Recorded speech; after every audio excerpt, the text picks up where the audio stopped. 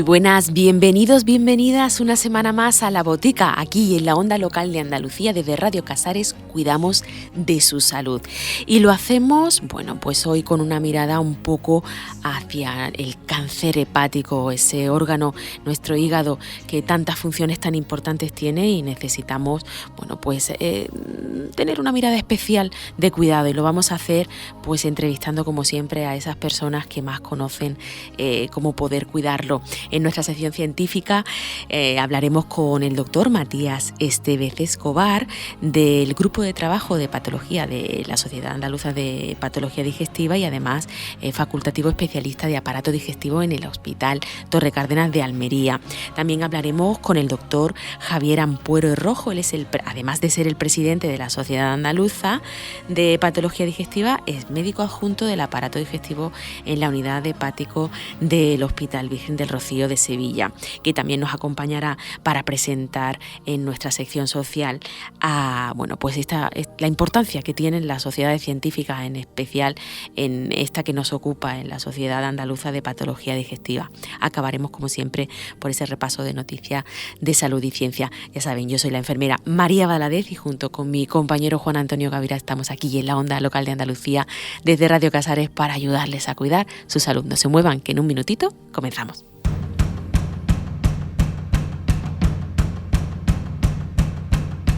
Hey mama, would you pay my rent? Would you let me crash in your basement? 'Cause any one of us could make it big or could end up dead on the pavement. And if I was to die, if the plane went down and you survived, you ever wonder what your parents meant when they told you grandma's in heaven? 'Cause I don't feel it like I did back then in a black sedan of depression. And everyone's alright, I cannot afford to see the light. I don't know what's wrong with me, I killed the mood so naturally. The guests begin to make me feel alone.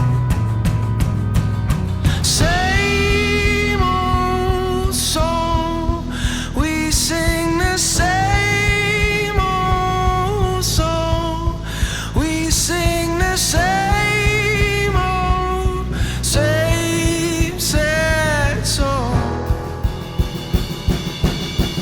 In La Brea where the tar pit's black like a starving mouth for the innocent. You said the boulevard was not that bad and they jacked our van with the instruments. In the broad daylight they popped the trunk and left the keys behind. The cops pretend to care, I'll never see my mom's guitar again. I don't know what's wrong with me, I killed the mood so naturally. The guests begin to make me feel. La presión está baja. Gasto cardíaco insuficiente. Necesita transfusión urgente. La presión está baja. Matías quedó negativo. Dona sangre. Paciente estabilizado. Se prosigue. ¿Donas o abandonas? Dona en tu centro de transfusión o en la unidad móvil.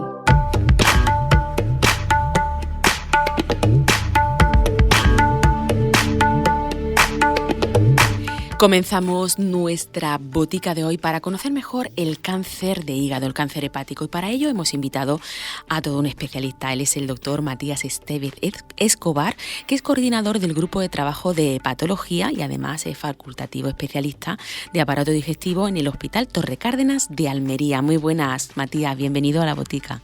Hola, muchas gracias. Vamos a comenzar primero, si te parece bien, ¿qué función tiene nuestro hígado? ¿Cuál es su papel dentro de nuestro organismo?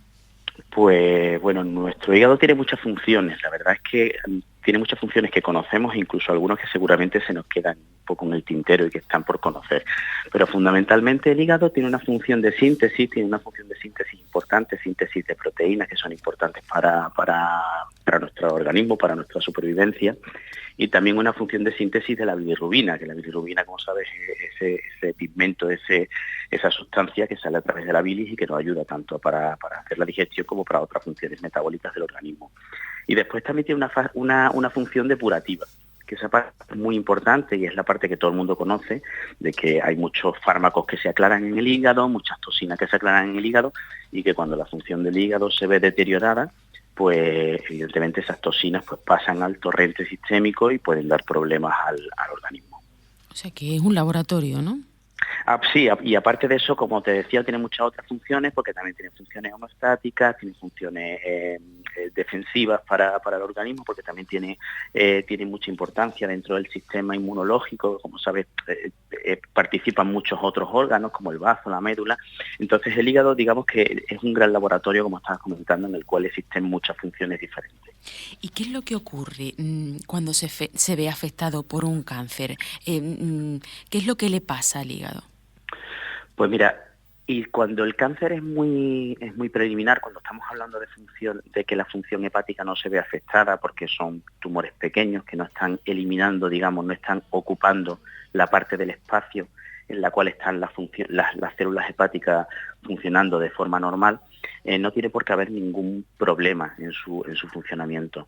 Pero sí cuando existe ya una ocupación tumoral que es tan grande que sí que empieza a afectar a funciones, porque evidentemente el tumor está ocupando ese espacio celular en el cual sí existe una función hepática, y ahí sí puede existir un problema de disfunción hepática, pero realmente en la grandísima mayoría de tumores que nosotros diagnosticamos no existe una alteración de la función del hígado, sino que lo que existe muchas veces son problemas obstructivos, porque bien los canales que hay dentro, digamos que es como un gran sistema de tuberías, ¿no?, del hígado, se puede ver comprometido porque el tumor lo está comprimiendo, o puede existir un problema de aumento del tamaño del hígado por la existencia de esos tumores o de ese tumor, en el caso de que es una lesión única, pero en realidad la función no tiene por qué verse comprometida, y de hecho en la mayoría de los casos, como te digo, no llegamos a diagnosticarlo en esa fase tan avanzada. Y entonces, ¿cómo da la cara? ¿Hay una clínica que os ayude a diagnosticarlo precozmente? Pues eso es una parte compleja, porque la verdad es que el hígado es un órgano muy silente. Entonces, en ese sentido yo le digo siempre a los pacientes que es un hígado muy canalla, que no se fíen de la sintomatología para pensar lo bien o lo mal que está su hígado, porque es verdad que cuando un paciente tiene un tumor de hígado puede sentir un dolor en el hipocondrio derecho, que es esta parte que hay justo debajo de las costillas, ¿no?, en el abdomen, en la parte derecha, ¿no?, en la parte superior derecha.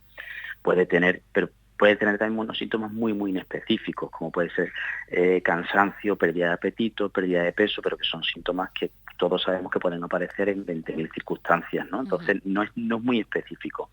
Ese dolor sí puede ser un poco más específico, y en fases más avanzadas sí que el paciente puede presentar ya síntomas que sí nos orientan mucho más, como por ejemplo la coloración amarilla de la piel, ¿no?, que es la ictericia, que aparece también en los pacientes que tienen cirrosis, no solamente en los pacientes con tumores. Pero es verdad que no existe ningún síntoma capital que nos diga si puede o no puede existir, sino solamente síntomas que nos pueden hacer sospechar que hay algo, y en ese caso pues sí se piden pruebas complementarias y sí podemos detectar que pueda existir un tumor. O sea que no hay un signo que os alarme a vosotros, que os diga, uy, aquí hay que estudiarlo. Sí, como te comentaba, sí puede haber un signo que nos pueden orientar un poco más, como puede ser, como te decía, una pérdida de peso inexplicable, sumado a ese dolor en ese lado, en ese hipocondrio derecho, pero es verdad que no hay ninguno que sea más específico o más característico. O si vemos, por ejemplo, un paciente con ictericia, pero como te decía, en ese caso un tumor ya en una fase más avanzada. Generalmente casi todos los cánceres de hígado que nosotros diagnosticamos, al final los diagnosticamos bien porque el paciente presenta en una analítica una alteración de la bioquímica, la ve su médico de cabecera, y a partir de ahí se puede pedir una ecografía o un TAC, y en la ecografía se puede detectar si existe un tumor, y sobre todo casi el 100% de los tumores que nosotros diagnosticamos en el hígado los diagnosticamos cuando estamos siguiendo a pacientes que tienen una enfermedad hepática previa. Es decir, te explico un poco. Sí. Los tumores del hígado pueden ser o bien tumores que aparecen proveniendo de otro órgano, como estamos hablando, pues a lo mejor con cáncer de colon puede dar una metástasis, ¿no? Estamos hablando de tumores que son secundarios, entonces en realidad el hígado lo único que hace es que ahí asientan esa siembra de tumores, pero que provienen de otro sitio, y después están los tumores, digamos, primarios. Tumor primario significa que es un tumor que nace en el hígado y que no viene de otro sitio. Y de estos, casi la totalidad de ellos son lo que nosotros llamamos hepatocarcinoma, que es el tumor de hígado primario más frecuente. El 90% de los tumores primarios de hígado son hepatocarcinoma. Entonces, estas enfermedades generalmente casi siempre se dan en pacientes que tienen ya una cirrosis o una enfermedad hepática avanzada previa. Y estos pacientes, como los seguimos en la consulta, nosotros cada 6 meses le estamos haciendo una ecografía para ver si aparece alguna lesión, por pequeña que sea. Vale. Por eso te decía que muy probablemente la gran mayoría de los tumores de hígado que nosotros diagnosticamos no son porque el paciente presente un síntoma, sino que nos lo encontramos en estos controles que le estamos haciendo cada 6 meses. Uh-huh. ¿Y qué tal es la prevalencia? ¿Cuál es la incidencia de la afectación de cáncer hepático en la población? ¿Tienes datos? Pues cuando hablamos de cáncer hepático primario, que es el que nos ocupa, ¿no?, el hepatocarcinoma que te estaba comentando, en realidad es un cáncer hepático frecuente, o sea, un cáncer frecuente. Estamos hablando de que es el sexto cáncer más frecuente a nivel mundial y la tercera causa de muerte por cáncer. Pero, por suerte, entre comillas, como te decía, como casi siempre asienta, en más del 80%, asienta sobre pacientes que tienen una cirrosis hepática, sí que tenemos muy bien delimitada cuál es la población de riesgo. Por lo tanto, nosotros sabemos que un paciente que tiene una cirrosis hepática, bien porque consume alcohol, o bien porque tuvo un virus de la hepatitis, bien por otra enfermedad de índole autoinmune, en fin. Cuando el paciente tiene una cirrosis hepática, nosotros sabemos que ese paciente tiene un 2% aproximadamente de riesgo anual de desarrollar un cáncer hepático. Uh-huh. O sea que ya estáis al quite para tenerlo controlado. Efectivamente. Entonces, en estos pacientes sí que somos muy incisivos en siempre, que nunca pierdan el seguimiento y siempre cada 6 meses hacerle esa ecografía que te comentaba, que es la que seguramente nos va a poner de manifiesto los primeros indicios de que existe un tumor hepático, más que cualquier otro síntoma, como comentábamos antes, o más que cualquier otro marcador en la analítica.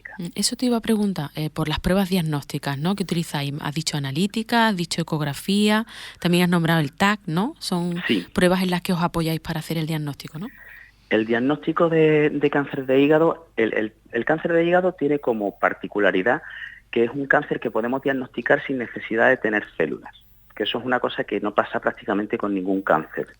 Es decir, nosotros cuando estamos hablando de un cáncer de mama o cuando hablamos de un cáncer de colon, casi siempre necesitamos una biopsia que mirada al microscopio nos corrobore que efectivamente el paciente tiene un tumor maligno, ¿no? Uh-huh. Pero en el caso del cáncer de hígado es verdad que las pruebas de imagen tienen un comportamiento tan característico que cuando nosotros metemos un contraste podemos saber si el tumor es un tumor maligno o no lo es, en casi todos los casos.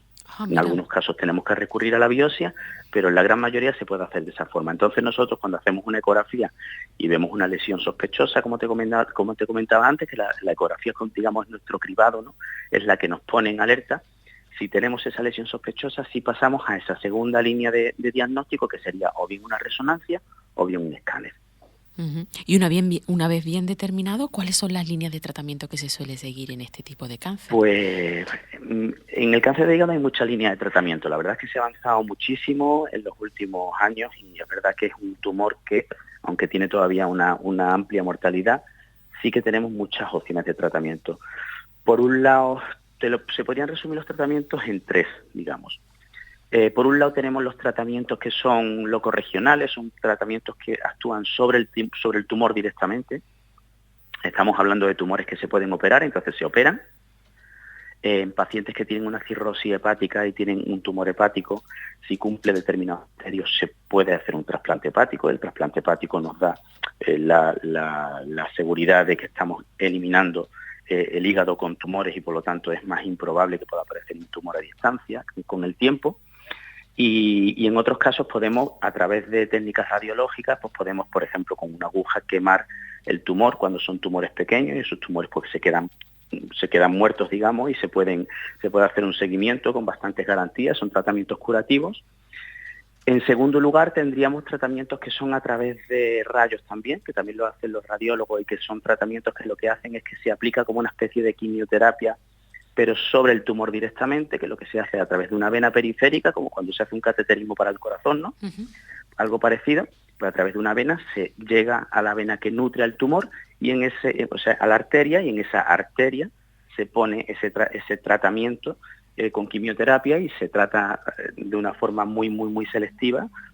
Y por último tenemos pues también quimioterapia, como en casi todos los tumores, ¿no?, que son fármacos con inmunoterapia, quimioterapia, que lo que hacen es que a través de un tratamiento generalmente oral, el paciente pues recibe un tratamiento que lo que hace es que intenta frenar el avance del tumor o intentar reducir el tamaño, pero son tratamientos obviamente menos efectivos, con menos garantías que los primeros que te he comentado, que son como más curativos, ¿no? Como lo que te comentaba antes de la operación, el trasplante o la ablación. Uh-huh.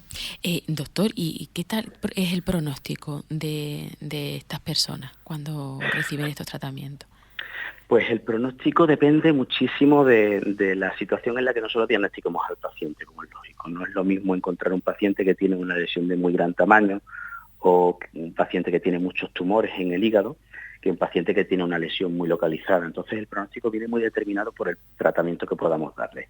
Es decir, un paciente al que nosotros podemos operarlo o podemos tratarlo, como te comentaba antes, con estos tratamientos tan selectivos en los cuales tú vas al tumor directamente y le provocas esa muerte celular.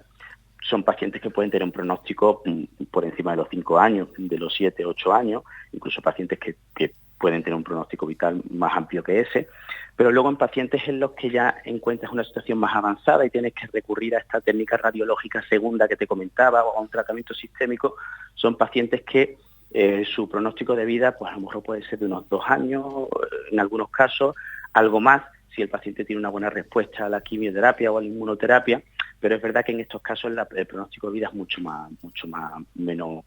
menos favorable. Y sobre todo también hay que tener en cuenta que, como te decía al principio, como son pacientes que per se, en su mayoría, tienen una enfermedad hepática avanzada, tienen una cirrosis hepática, en la mayoría de los casos son pacientes más frágiles, más delicados. Uh-huh. Entonces, claro, son pacientes que para su pronóstico vital hay que tener en cuenta también cómo está funcionando su hígado. Claro. Ya para terminar me gustaría, porque como coordinador del grupo de trabajo de patología, me gustaría saber un poco en qué consiste ese equipo, ese trabajo que realizáis allí, así de manera general. Cuéntanos un poco, doctor. Pues mira, el Grupo Andaluz de Patología es una sección dentro de la Sociedad Andaluza de Patología Digestiva. La Sociedad Andaluza de Patología Digestiva es una sociedad científica que lleva muchísimos años trabajando en muchas líneas de investigación, de tratamiento, de coordinación, y hace algunos años se subdividió en diferentes equipos de trabajo, porque es verdad que la especialidad se ha ido también a su vez subdividiendo mucho, entonces es verdad que se va haciendo más compleja y cada vez sabemos más de lo que sabemos, pero evidentemente todos los digestivos no sabemos tanto de toda la patología digestiva como otros, ¿no? Entonces los que nos dedicamos un poco más a hígado somos los que estamos dentro de ese grupo y lo que hacemos fundamentalmente es intentar mejorar la calidad asistencial hacia nuestros pacientes, trabajando en equipo y también intentamos colaborar para la investigación fundamentalmente. Entonces es un grupo en el que ponemos mucha ilusión, ponemos mucho trabajo, intentamos que dentro de nuestro trabajo podamos también intentar crecer de una forma multihospitalaria, es decir, no solamente reducirnos a nuestra consulta, a nuestro hospital, sino intentar colaborar unos con otros para intentar que si hacemos, por ejemplo, un trabajo de investigación, en lugar de solamente contar con nuestros pacientes, poder contar también con los pacientes de otros compañeros y así tener un número muestral más amplio. Intentamos elaborar protocolos, elaborar manuales para la formación de médicos especialistas, de médicos de familia, es decir, intentamos que la parte de la especialidad que a nosotros nos compete esté lo más desarrollada posible, intentando hacer, como te decía, un trabajo en equipo. Y eso es difícil, fantástico. Porque evidentemente, como te comentaba, cada uno trabaja en su hospital y necesitamos, digamos, un lugar donde reunirnos y eso nos lo proporciona la Sociedad Andaluza, porque nos reunimos anualmente en nuestra reunión anual. En la reunión de Patología Nacional hacemos otra reunión, es decir, intentamos mantenernos siempre en contacto.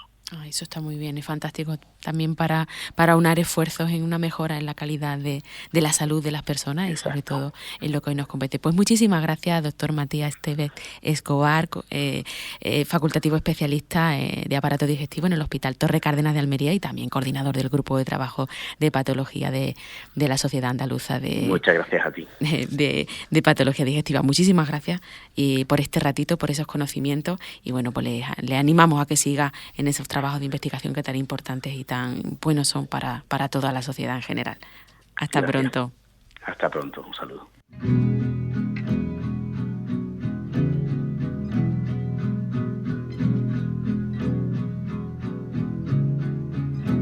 Orlando in love, right 69.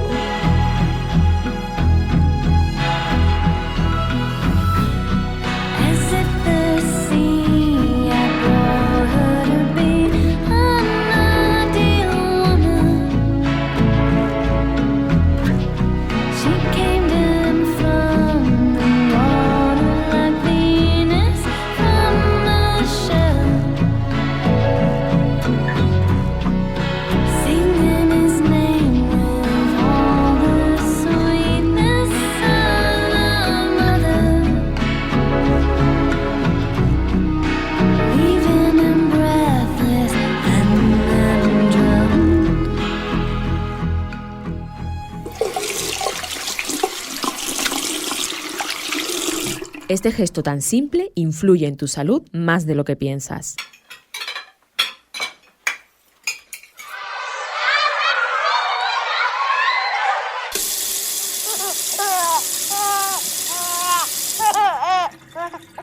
Lávate las manos y haz que los tuyos también lo hagan. Campaña de prevención de infecciones a través del lavado de manos.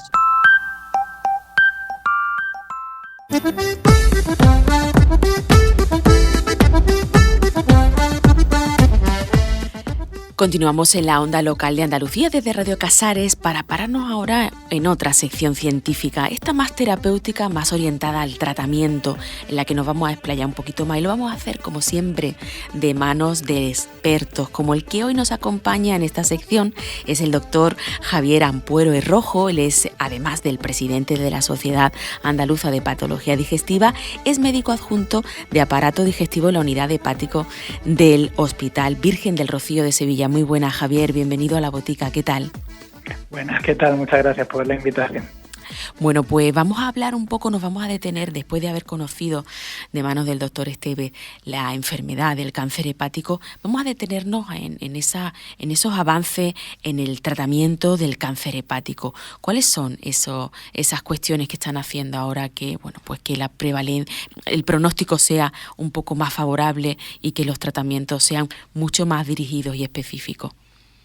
Sí, pues bueno, realmente el cáncer de hígado, el hepatocarcinoma, que es el más habitual cuando hablamos de cáncer de hígado, en función del estadio diagnóstico que se hace, pues tiene diferentes opciones terapéuticas, desde más curativas, como pueden ser el trasplante hepático, la resección propia del tumor o la radiofrecuencia, a otras opciones que cada vez están ganando más predicamento, que antes se consideraban más paliativas y cada vez más están teniendo mejores resultados. De hecho, en estos días, estas semanas, se han publicado 2 grandes ensayos clínicos, liderados ambos desde España, uno desde Cataluña y el otro desde Navarra, donde diferentes combinaciones de tratamiento con inmunoterapia, que quizá es el área que ahora mismo está en más auge en general en toda la oncología y también en la parte del hepatocarcinoma, pues se han visto resultados que hace 20 años no se conseguían, ¿no? Que era aumentar la supervivencia, la expectativa de vida en aquellos pacientes que tienen un hepatocarcinoma que se considera en estadio intermedio, ¿no?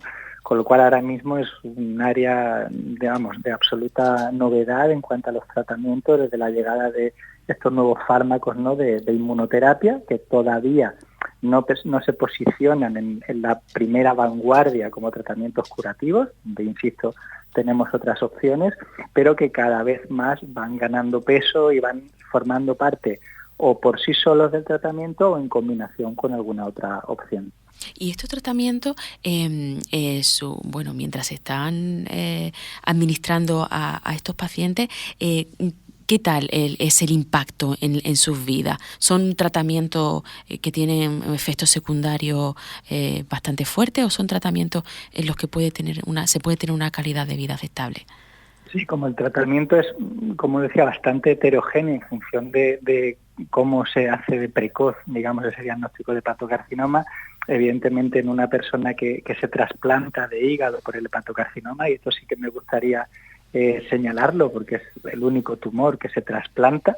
Habitualmente no vamos a encontrar otro tipo de tumores en los que hagamos un trasplante y sea curativo, ¿no? Pues aquí sí, aquí una persona que tenga un hepatocarcinoma puede recibir un trasplante hepático en unas condiciones determinadas que no solamente va a solucionar el trasplante, sino que va a solucionar también la enfermedad de base, ¿no? Que es generalmente una cirrosis hepática.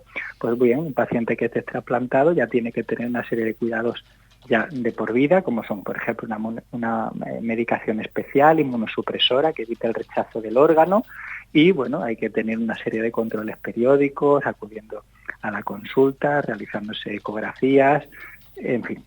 O sea que hay otra serie. Sí, perdón. No, digo que son personas que vais a ver durante toda su vida, ¿no? Que van a estar controladas siempre. La persona que se ha hecho un trasplante hepático ya va a tener una conexión con el hospital, habitualmente cada 6 meses, a veces un poquito más frecuente si en el contexto de ese tiempo, pues bueno, surge algún proceso que nosotros llamamos intercurrente, pues alguna infección, algún episodio de diarrea o lo que sea, pero por el mero hecho de ya tener un trasplante hepático y requerir un tratamiento inmunosupresor de por vida, ya eso, digamos, es una vinculación perenne con el hospital.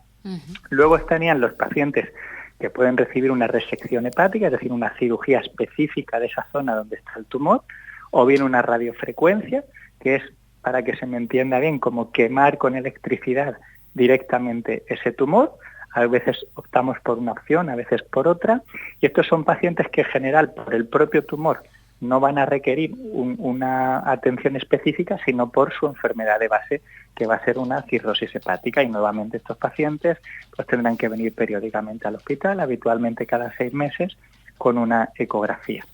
A día de hoy, los tratamientos que yo mencionaba anteriormente de la inmunoterapia, que cada vez se van usando más, pues son tratamientos que sí que pueden afectar un poquito más a veces a la calidad de vida entre las diferentes administraciones. Son tratamientos que habitualmente se ponen pues cada 3 semanas, 2 semanas, 4 semanas, generalmente cada 3 semanas, y sí que es verdad pues que a veces uno, los primeros días, pues puede encontrar cierto malestar general, cansancio, cierta irritación a veces en la piel o síntomas gastrointestinales, ¿no? Entonces pues tenemos que atender a todo ello con las medidas máximas de confort posible.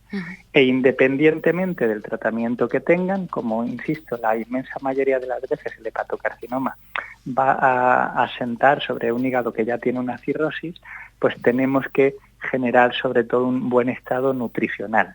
Por un lado, o sea, es decir, tenemos que asegurar un buen aporte sobre todo de proteínas, porque la cirrosis hepática es un estado que nosotros llamamos de destrucción acelerada de proteínas, y entonces típicamente una persona que tiene una cirrosis, me estoy saliendo un poquito del hepatocarcinoma, pero como casi es que no pueden dividirse casi, ¿no?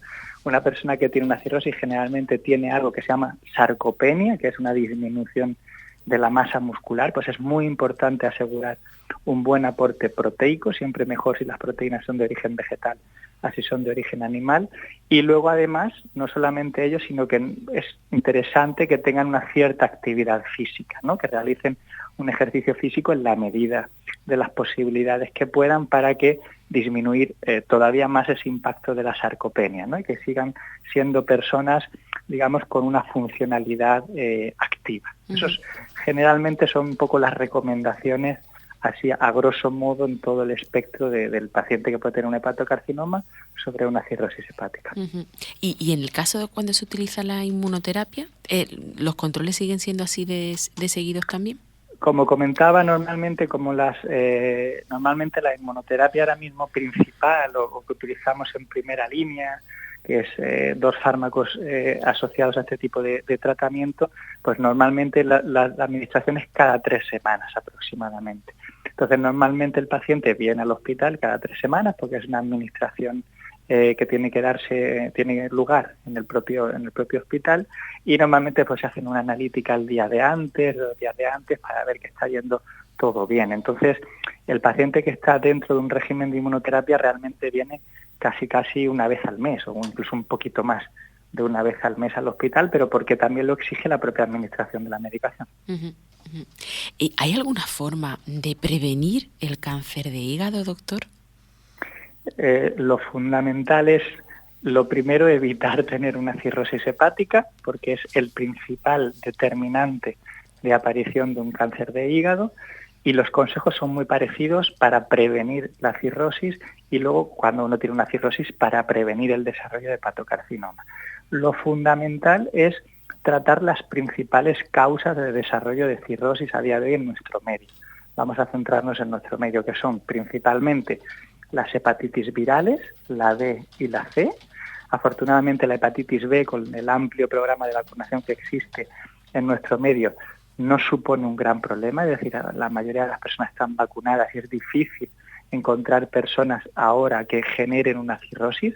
Las personas que tienen una hepatitis B con cirrosis normalmente ya vienen de años atrás.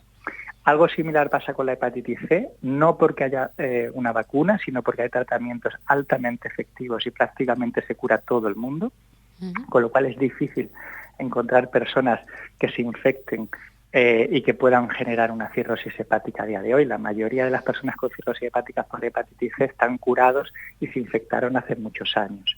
Y luego 2 factores de riesgo de estilo de vida. el consumo de alcohol y los factores metabólicos, fundamentalmente derivados de que tenemos una dieta, vamos a decir, un poco regular, poco saludable, y que cada vez somos más sedentarios.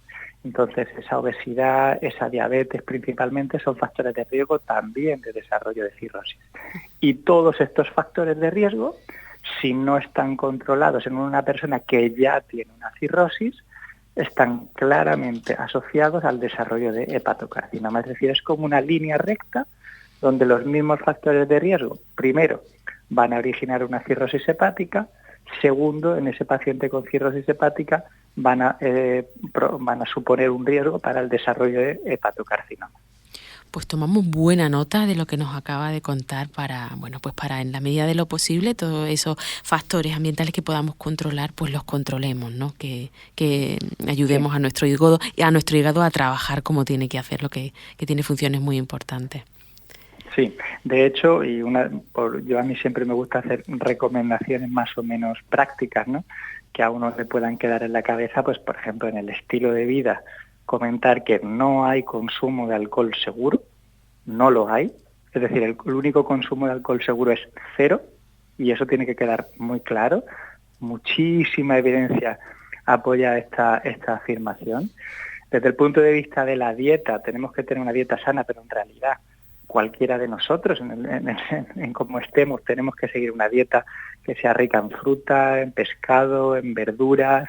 Si tomamos carne, mejor carnes blancas, como el pollo, como el pavo, como el conejo, que carnes rojas, evitar fritos, evitar bollería industrial, ¿no? Si tenemos que picotear entre horas, pues mejor unos frutos secos, ¿no? Unas nueces que no unas galletas o unas magdalenas. Y desde el punto de vista de la actividad física, también lo explico siempre en la consulta, no se trata de que uno se prepare para correr maratones. Hay algo que yo creo que a día de hoy es muy importante, y es empoderarse a uno mismo y saber cuándo uno está haciendo las cosas bien. Y el objetivo a día de hoy para que una persona se considere activa es hacer 8.000 pasos al día, incluso recomendable es llegar a 10.000, o a partir de 10.000 se asocia claramente a una pérdida de peso. Y sabemos que por cada 1.000 pasos más que hacemos al día, la supervivencia aumenta un 16%.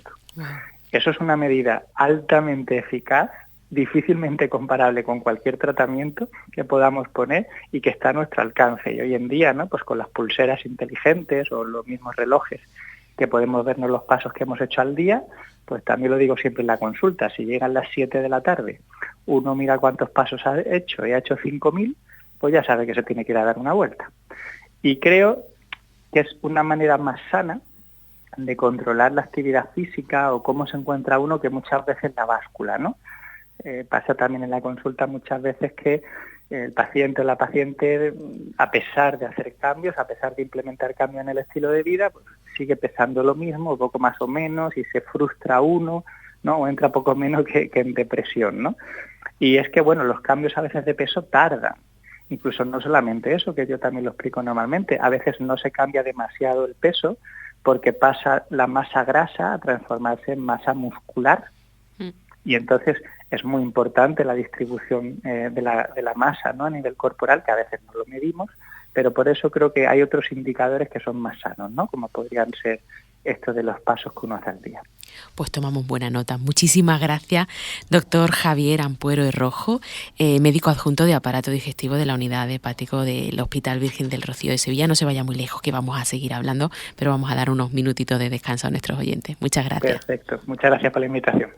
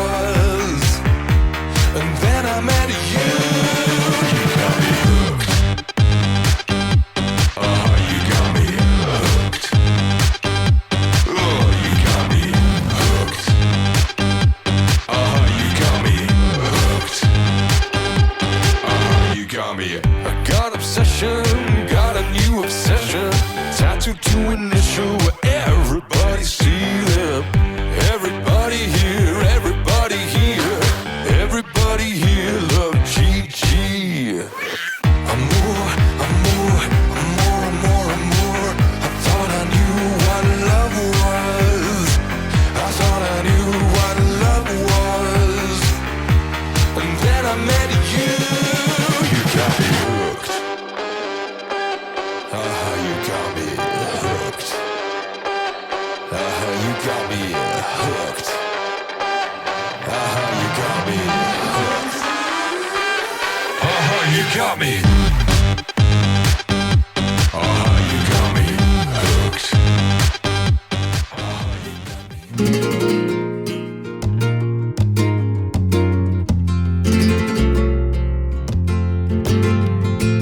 Los alimentos ecológicos combinan la tradición, el equilibrio con la naturaleza y el uso de los últimos avances técnicos para conseguir productos altamente nutritivos, de fácil asimilación por nuestro organismo y de incomparable sabor natural. Busca el logotipo de la hoja de estrella sobre el sello verde en su etiquetado y apuesta por la agricultura ecológica local. Invierte en salud convirtiendo tu dieta en el mejor botiquín. Más vale poquito y bueno.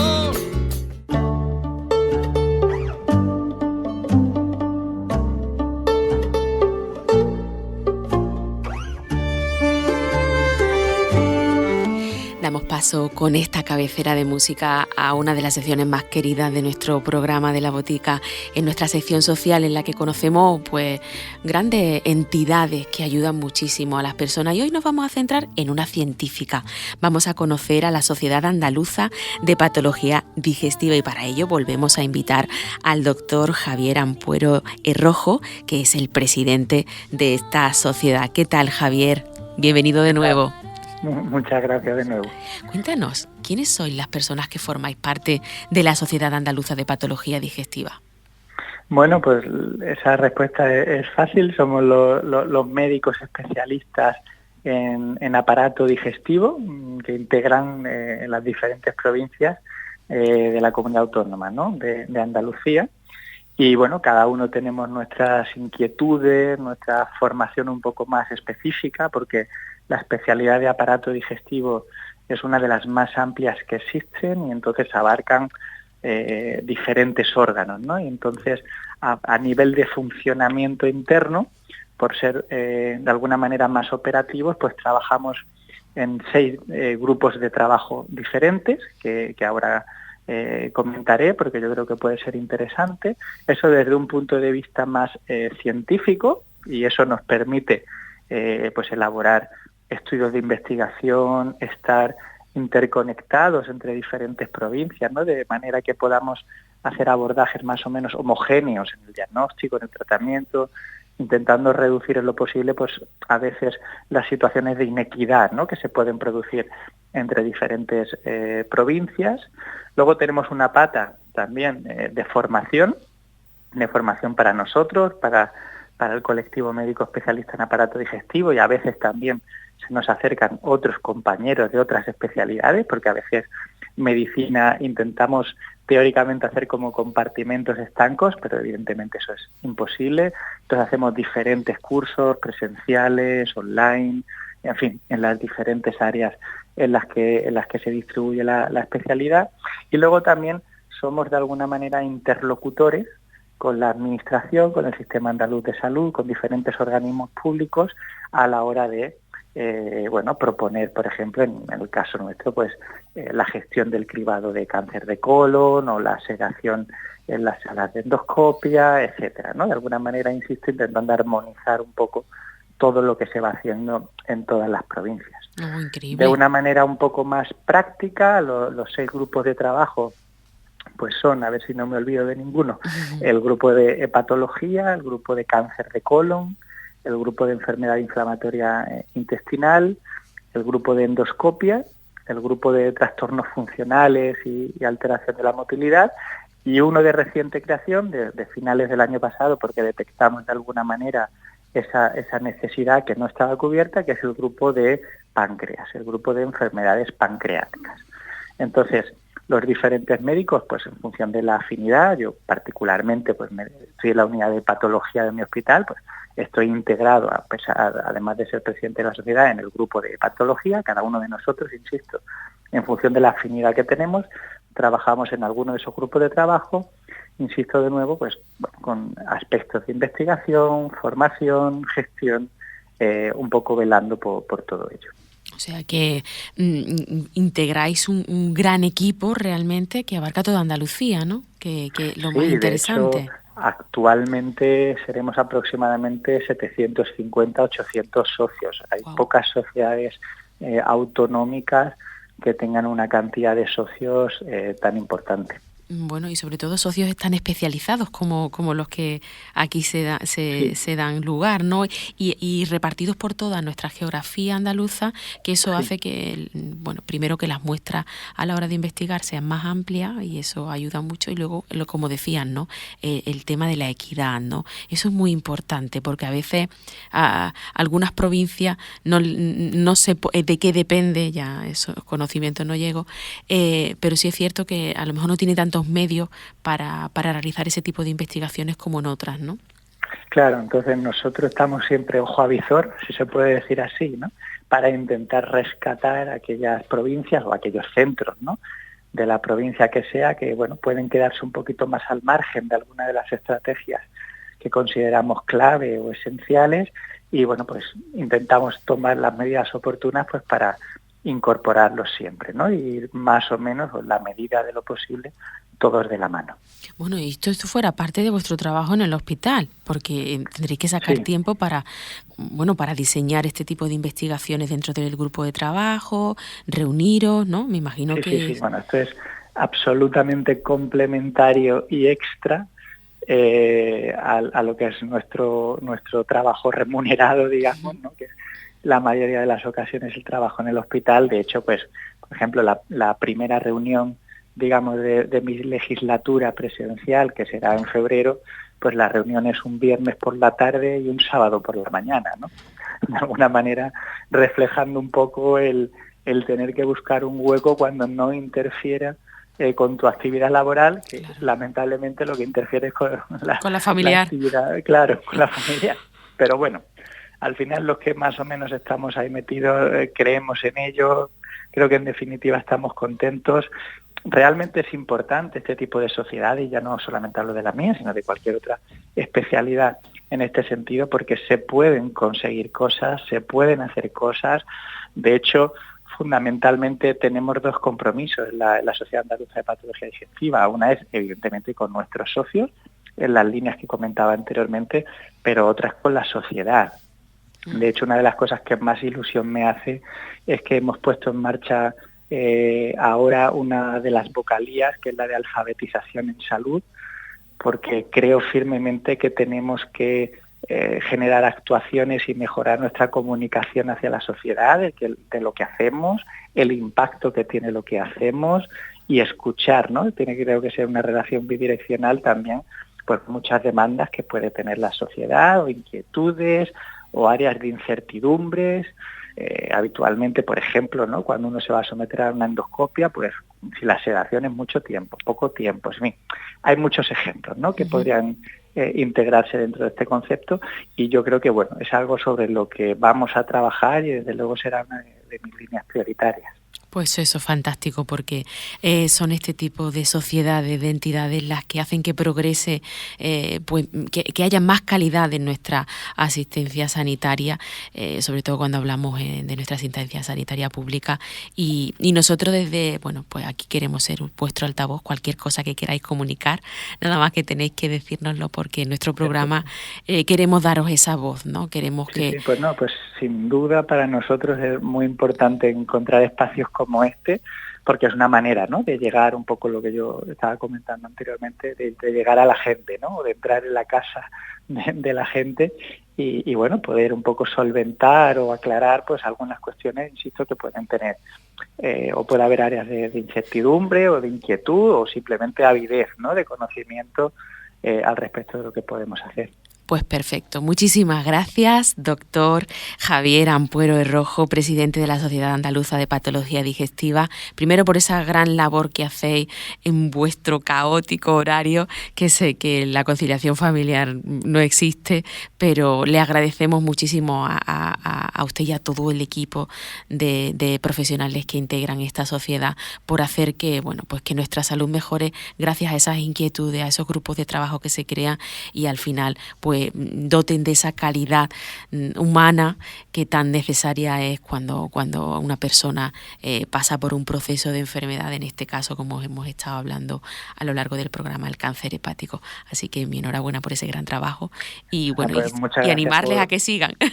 Sí, pues muchas gracias por la invitación y por servirnos de altavoz para llegar a mucha gente. Muchas gracias, hasta otro día. Hasta ahora. Adiós.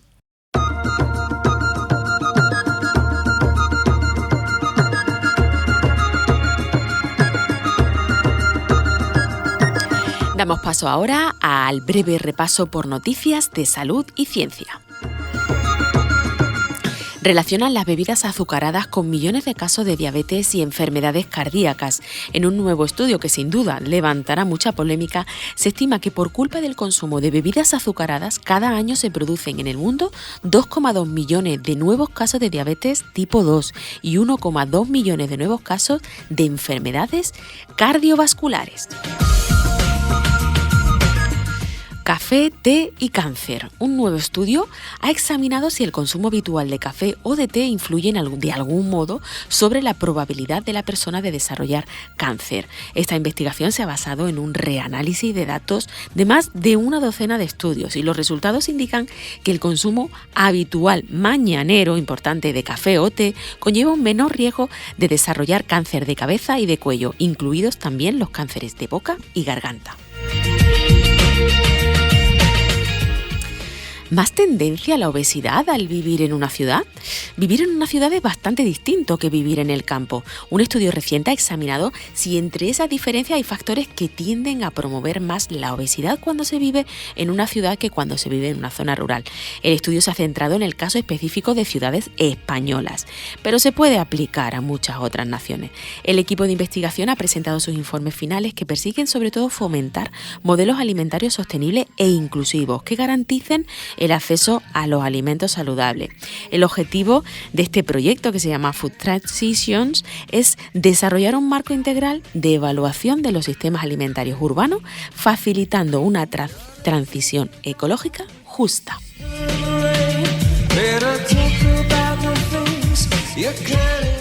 Y por último, las propiedades del chocolate. ¿Por qué es bueno para tu salud? Pues el chocolate es mucho más que un simple capricho dulce. Este alimento, especialmente importante en su forma más pura, el chocolate negro, ha sido objeto de numerosos estudios científicos que destacan sus beneficios para la salud.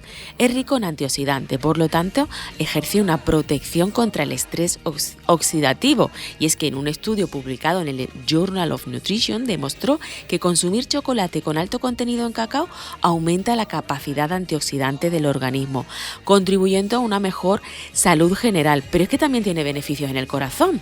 Los compuestos del cacao tienen un efecto positivo en la salud cardiovascular, reduciendo la presión arterial, disminuyendo los niveles de colesterol LDL, ese que conocemos como el malo, y también aumentando el colesterol del bueno, y también en la prevención de coágulos, reduciendo el riesgo de trombosis. Pero es que también es estimulante del cerebro y del estado del ánimo. Según un estudio del British Journal Clinical Pharmacology, el consumo moderado de chocolate negro, importante negro, está asociado a una mejora de la memoria y la concentración, así como la reducción del estrés y la ansiedad. Pero es que también tiene propiedades antiinflamatorias y regulación del azúcar en sangre, cuando se elige siempre una versión con bajo contenido en azúcar y alto en cacao. Puede tener este efecto positivo en la reducción en la regulación del azúcar en sangre y también una acción antiinflamatoria que puede ser beneficiosa sobre todo para personas con enfermedades crónicas como la artritis. Y por último, también tiene salud y su beneficio en la piel. El consumo de chocolate negro puede proteger la piel contra los daños solares. Un estudio de Journal of Cosmetic Dermatology destacó que quienes consumieron cacao rico en flavonoides durante 12 semanas mostraron menos sensibilidad al eritema producido por los rayos ultravioleta.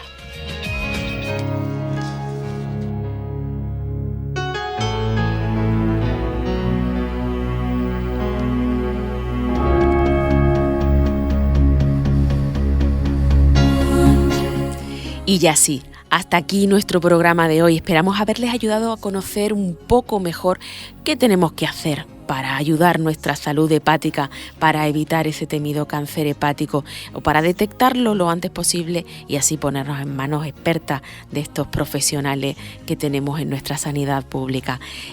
Recuerden, les espero aquí la próxima semana, que paso lista. Hasta entonces, cuídense mucho.